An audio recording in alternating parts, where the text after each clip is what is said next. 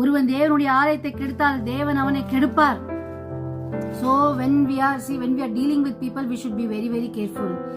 If நான் யாரையோ ஒருத்தரை என்னுடைய லாபத்துக்காக ஊழியத்திலே நான் பயன்படுத்தி கொண்டு நான் இது செய்யும் போதெல்லாம் நீ எனக்கு எதுனா பண்ணுப்பா அப்படின்னு சொல்லிட்டு அப்புறம் அவங்க தப்பு செய்யும் போது அந்த தப்பை அவர்களுக்கு தெரியப்படுத்தாம அவங்க செஞ்சுட்டு இருக்கிறது தப்புன்னு சொல்லாம அவர்களை நான் என்னது சரிப்படுத்தாம கரெக்ஷன் பண்ணாம நான் இருந்தேன்னா நான் என்ன பண்ணிட்டு இருக்கேன் தெரியுமா? தேவனுடைய ஆலயத்தை நான் கெடுக்கிற வேலை பண்ணிட்டு இருக்கேன். ஸோ இது வந்து ஊழியம் அப்படின்றது it is very very very very sensitive issue.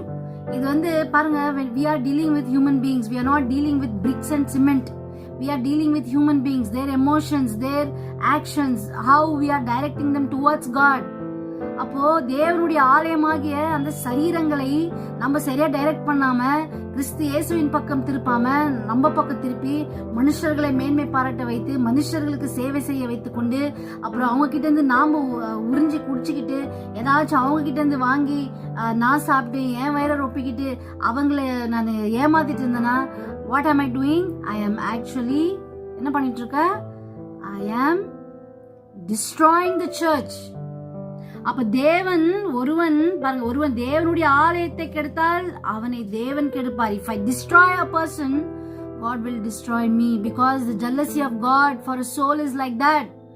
ஆண்டவர் ஒரு ஆத்மாவை அவ்வளவாக நேசிக்கிறார், ஒரு மனுஷனை அவ்வளவாக நேசிக்கிறார். So it is very very important for us to direct. We cannot use people.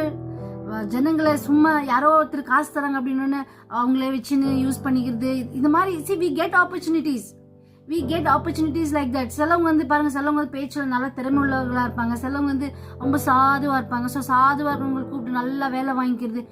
All of this is destroying the church of God. அந்த தேவனுடைய ஆலயத்தையே நம்ம கெடுக்க ஆரம்பிச்சோம்னா தேவனே நம்மளை கெடுப்பான். அப்ப ஆண்டவரே கை வச்சுட்டு ஆயிடுச்சு கதை.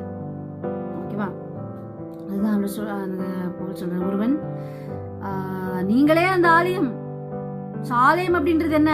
நம்ம போயிட்டு பிரேயர் பண்றது சர்ச்சா? நோ.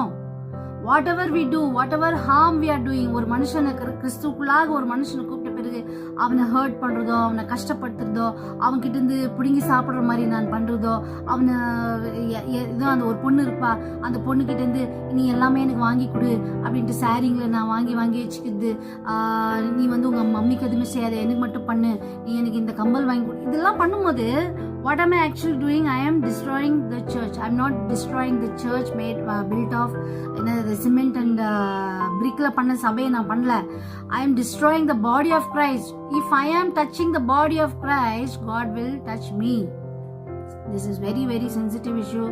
இன்னைக்கு தெரியல, அதான் சொல்றேன். எல்லாரும் ஓடுறவங்க எல்லாம் ஓடலாம். நான் ஊழியம் பண்றேன், ஏசப்பா பேரை வச்சுன்னு எல்லாருமே ஓடின்னு இருக்கிறோம். ஆனால் நாளானது அதை விளங்க பண்ணும் அப்படின்ற ஒரு இது நம்ம மைண்டில் வந்துச்சுன்னா தான் அந்த பயம் நமக்கு வரணும். That fear we should have.